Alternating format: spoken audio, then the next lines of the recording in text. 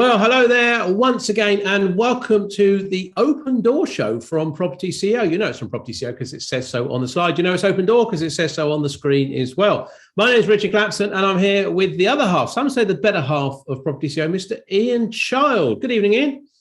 Good evening, everyone. Good to have you with us. Good stuff. Good evening. Well, it could be evening, could be the daytime. You know, it could be the morning. I don't know when it is because this is recorded. You could be listening to this on the podcast. Obviously, if you're listening to on the podcast, you're missing out an opportunity to see us in all of our glory by watching it on YouTube. So if you are on a podcast, maybe dive back on YouTube every now and then and get a bit of a dose of us visually. Look, it's great to have you with us. And over the next 30 minutes, we're going to be taking, as always, a deep dive into the world of small-scale property development. Isn't that right, Ian? Certainly is, Richie. We're going to be talking to some of the movers and the shakers out there who can give us a bit of an inside track on what's happening in the world of property. And we'll be shining that all-important spotlight on any areas we think could be a good opportunity for new developers to take a look at. And as always, we're going to have a bit of fun doing it because we always say life is definitely too short not to have a bit of fun. Obviously, if you've got any questions for our guests, we've had some sent in for our guest for today's show. Please send them in, okay? You can pop onto our website to give you a link there, or just go to propertyceo.co.uk/open door questions. Open door questions. Look there to give you a list of all the guests that's coming up, and then you're more than welcome to submit those questions. We will put them to our guests, and you can look out for the show. Ian, what's on today's show? Who have we got? We've got a very special guest today. In fact, we've got Mr. Dan Stiles, who is the head of Syndicate Group Southern. They're specialists in construction project management. But Dan actually wears two hard hats. Not only is he highly experienced project manager, Syndicate Group also specialize in quantity surveying and estimating as well. So effectively, we're getting two guests for the price of one on today's show. It's a sort of buy one, get one free offer for you. Plus, Dan is actually a technical coach for propertyCEO. So he knows a thing or two about what it's like for new developers who are looking to get into the market. Wow, two Dan Stiles for the price of one. Dan, hello, welcome to the show. How are you today, sir? Hello. How are you doing? That's a bit upbeat, isn't it? Hey, positive, right. Like it. Otherwise known as a bog off. A bog off, indeed. What's a bog off? Buy one, get one free. Oh, I've heard of that. There we are. Wow. Some of us don't shop in Primark, but there we go. Never mind. Primark's a great place. So, Mr. Stiles, what's going on in your world? Well, lots and lots is happening. The world has gone crazy, as we all know. Cost of living through the roof. Cost of materials following it in an equal manner. And labour to boot. So it's an interesting time. Well, you're a cheery soul, aren't you? I'm glad we got you on today's show. Dan, for those that don't know you, and you're a regular guest here on the show, and we do appreciate that. And as Ian said, you are a technical coach for our students. If you're not one of our students, you're missing out because you could have Dan as a technical coach with you. Dan, can you tell everyone a bit about Syndicate Group? Tell us what you do. Okay, Syndicate Group is a relatively new name for the business, which was operating under DDS UK Consulting, which was predominantly the cost management side of the business. And then we had Syndicate Project Management dealing with the project management. Back in April, we merged those into one entity now called Syndicate Group Southern, with the just a clearer picture of where we are and what we do. So our services are under one umbrella rather than several, makes life a little bit easier for us to admin and run and administer. So that's that. What that does mean is that we offer the one-stop shop, as we like to call it, which we do the quantity surveying, the project management. So we go through from viability when you're looking at that early stages right through to delivering the project into the end product. So the complete journey, start to finish, we can cover for you. Great stuff. So, Dan, we've got a number of questions that's going to come out to you on today's show, which people have submitted in. But one question to start with, which I just want to put to you, because a couple of people had sent this one in, but I'm going to do it as a general one. So everyone's talking, and you just alluded to what's going on. People say, you know, is there going to be a crash? Isn't there? What do you think? Is there going to be a housing crash anytime soon? I think we all want to know that, don't we? That's why we asked, Dan. That's why we asked the question. It's the question that everybody's trying to guess. There's certainly indications there is on the big house builders that we do work with a few, that there is a slowing, and whether that means that there's going to be a crash, difficult to say at this stage, but there's definitely a cooling of the market in terms of new build. That doesn't mean to say there's a shortage of the types of properties that we do specialize in through the propertyCEO world, which is the commercial conversion residential. There still seems to be quite a demand for that.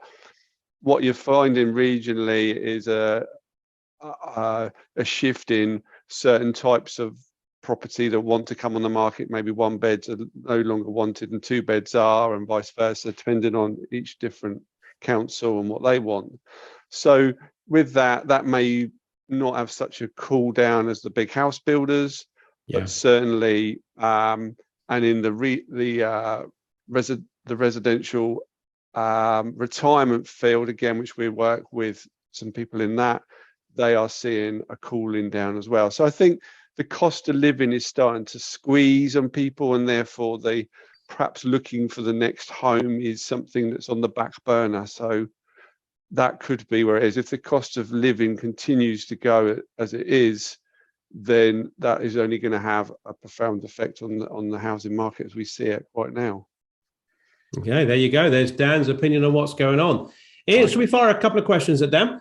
Well, we've had a couple of questions. In fact, it's more than a couple of questions that are on the subject that you alluded to earlier, Dan, which is about materials and labour costs. So one here, what is the current situation with material prices? And then another one, what's the best way to plan for any material or labour price increases that are going to come our way if we're looking to price developments today? What are your thoughts on that?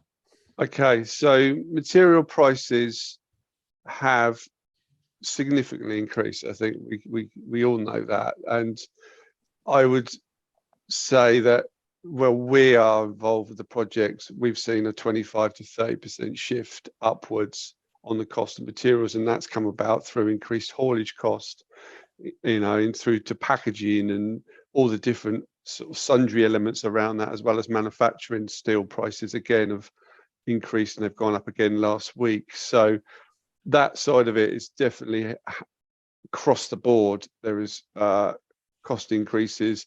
January around the corner, traditionally we see a sort of 6 to 8% increase. Now with inflation where it is, I can say that that's probably going to be much higher come January. Interesting one on that. I had a conversation this morning and somebody said they're holding their price for 24 hours. Well, this was a contractor, yeah? This was a supplier. Yeah. 24 hours. So if you don't order today, it's going up tomorrow. So it's crazy. So hard to forecast. So we have to try and do that. When we're putting viabilities together on projects, looking down the line for 9 months, where are we?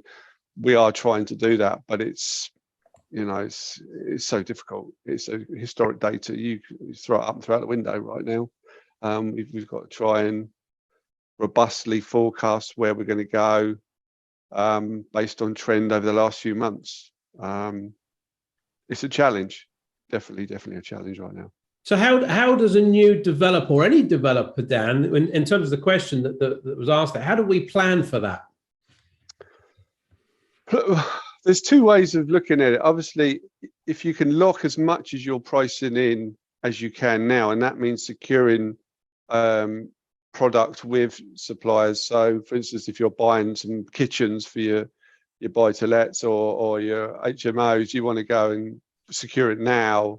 If you're going into residential refurbs, again, how can you do that? You might need to put a deposit down so you can secure that pricing.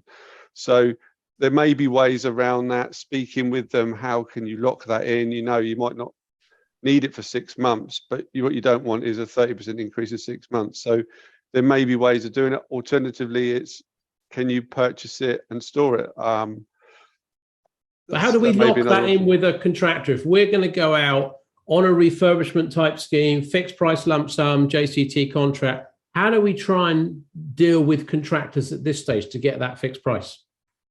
Yeah, so some contractors will offer you the opportunity to lock those prices in. So they will say, we've in our bid, we've forecast that, you know, the next 3 months the rates are going to go up. So, but we'll lock it in and we'll do a 90-day, or you're not finding many contractors locking them past 6 months. That's what you want. You want some comfort there, but often that means that a contractor might want an upfront payment or an advance payment in order so they can pay their suppliers to lock those products in again. So it's the ripple effect through. So it's working with your contractor, looking at those products that are volatile, and asking for that list of, what is it we need to do? Is there something we can purchase and provide to you? What is there? So we've looked at that with some contractors recently where they're buying plasterboard and steel fixings and framing and timber, core elements that they can know that they've got price certainty now.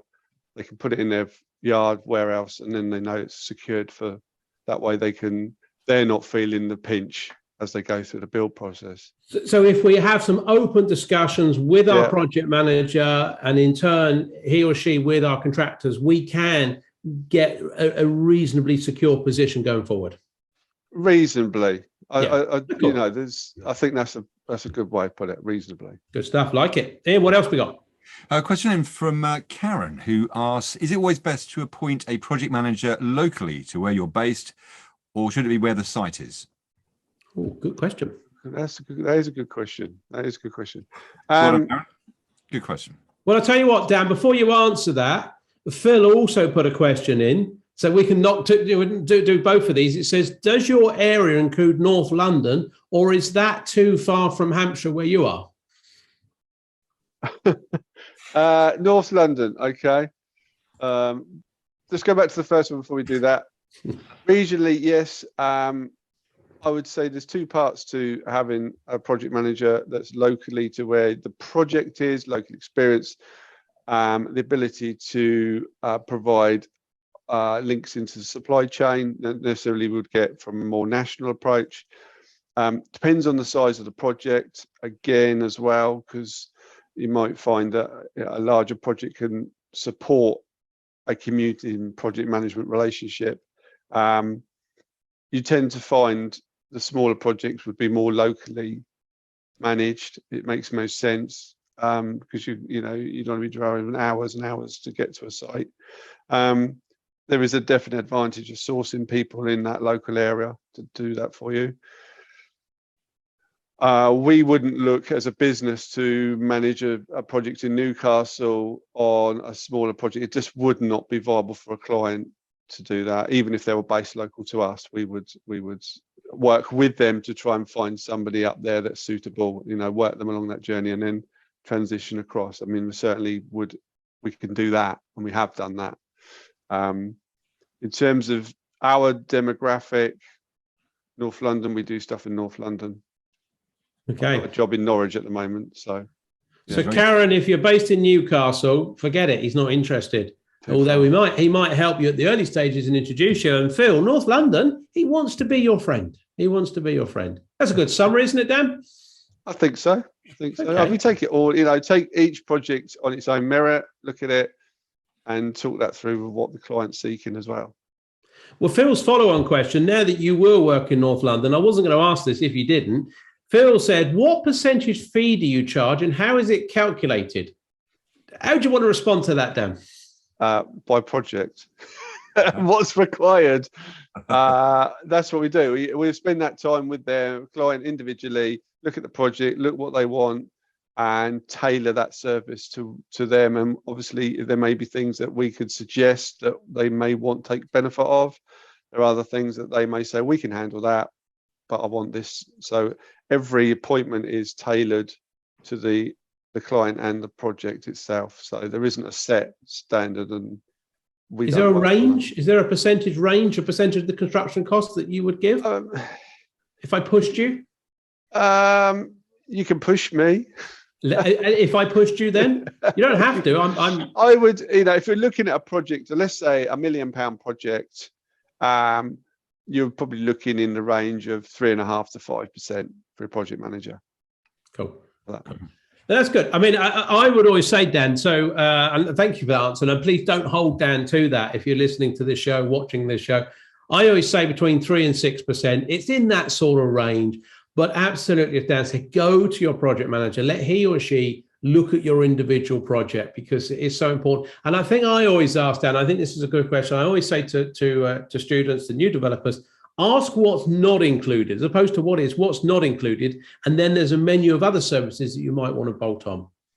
Okay, there you go, Phil. He's prepared to come to North London and he's prepared to do you a discounted deal. I think that's what he said, Phil. I'm not entirely sure. That's what I heard. Did you hear it, Ian? Yeah? I heard it, yeah.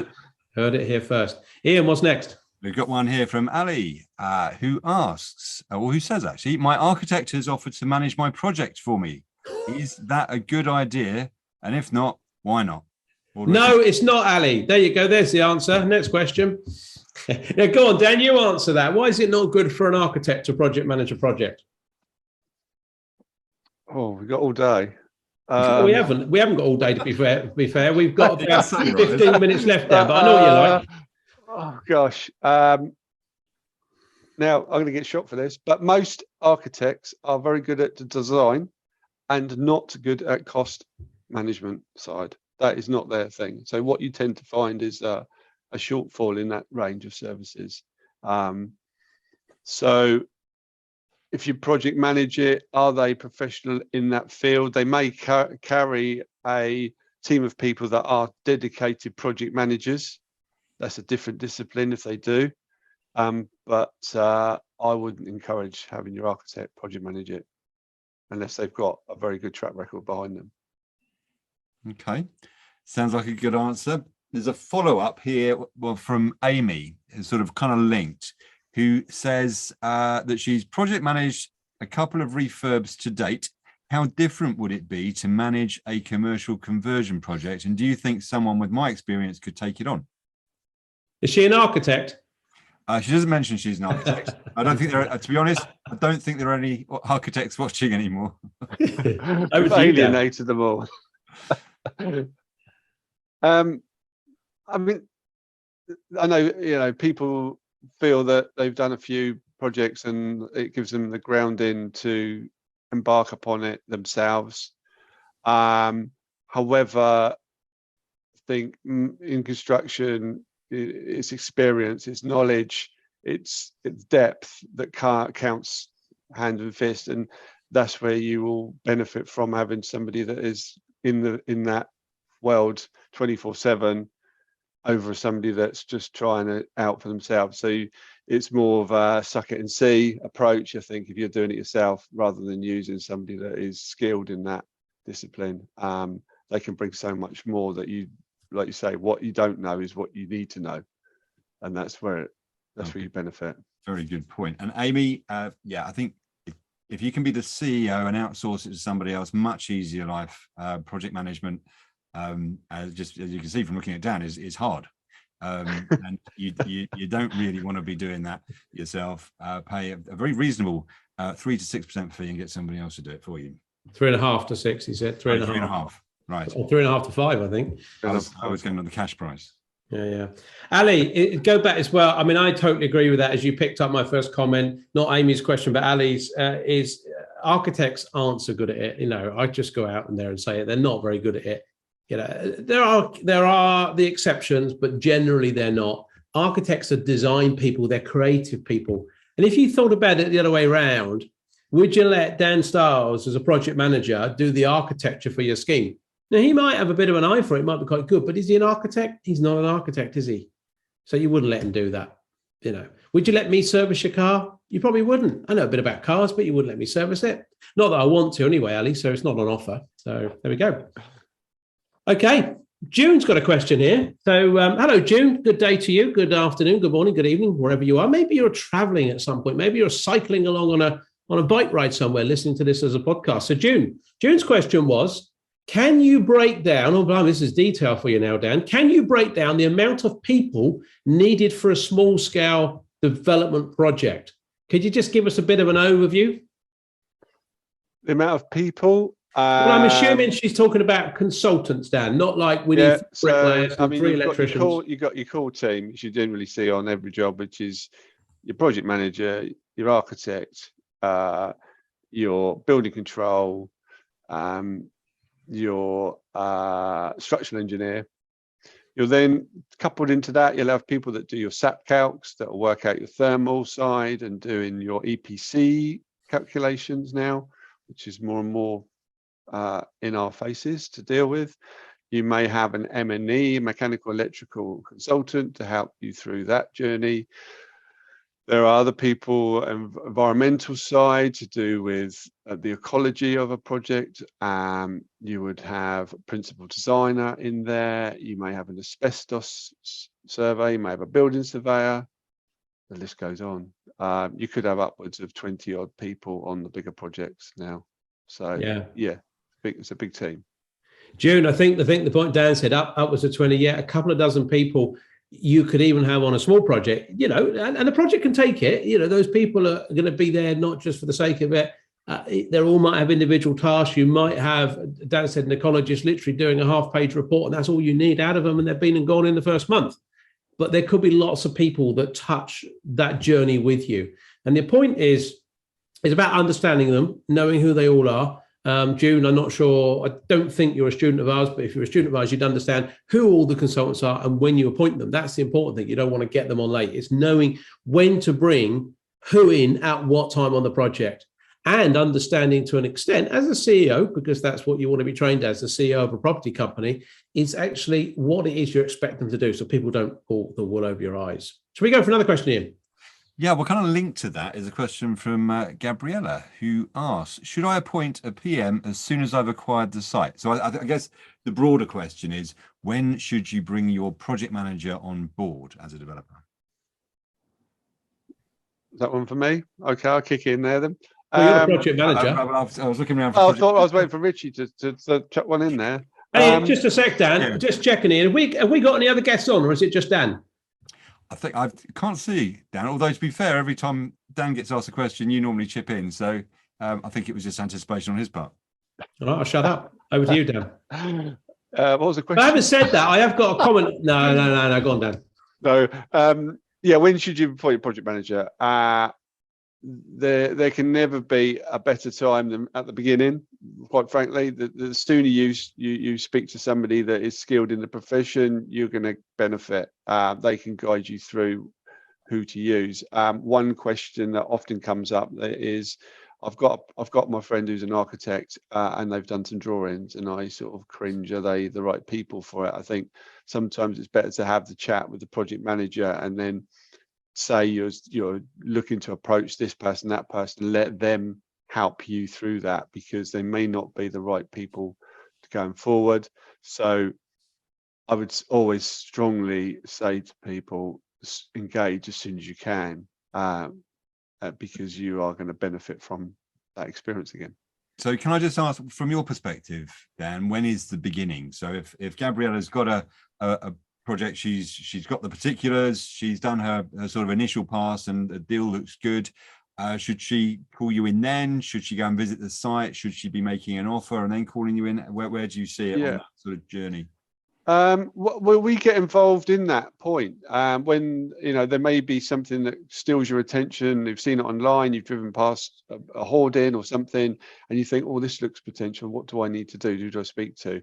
Yeah, absolutely, come and have a chat with us, and we can give you some early feedback, whether it looks like it can be something to go forward with. We do that a lot with current students on the Property CEO course, where they're looking at different options. This one work, does that one work?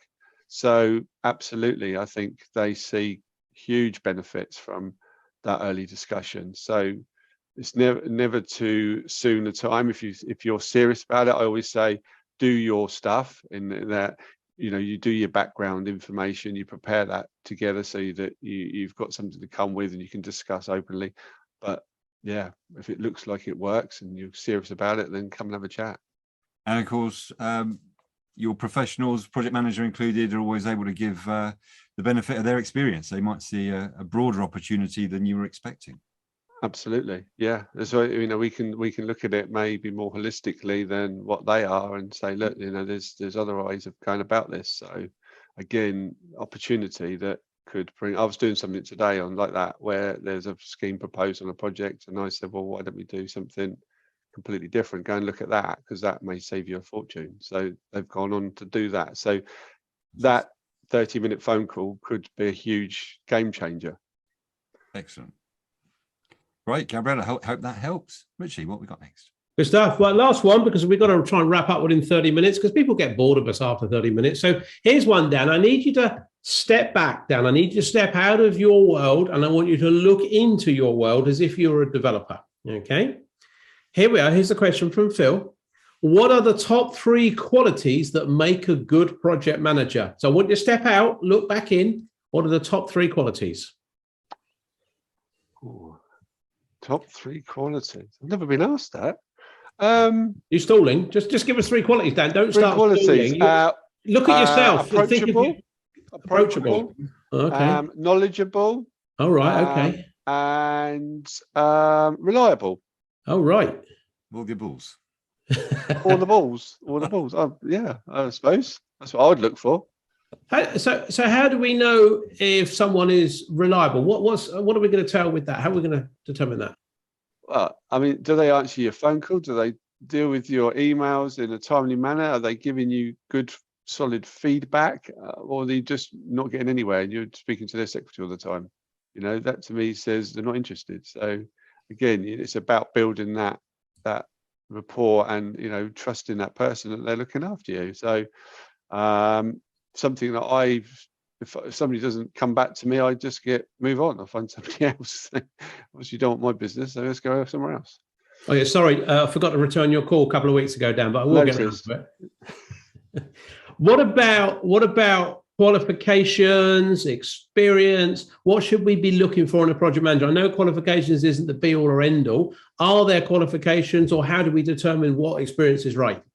Yeah, I think if we look at the market that we work in with the commercial conversions, having experience in that field is something that is going to be key to it. Yeah, I mean, yes, qualifications show that you've got the tools in your locker, but do they have the skills and the experience of the particular type of project that you are working on? So that's a key thing to ask the individual: is, have you done stuff that I want to do, and can you give me examples of that, so that you can build that confidence with them, that they know what you want and they can deliver what you want. Otherwise, it's they may be skilled in the medical world and have nothing to do with commercial conversions, and they might be a brilliant project manager in that world, but doesn't mean they're going to deliver what you want.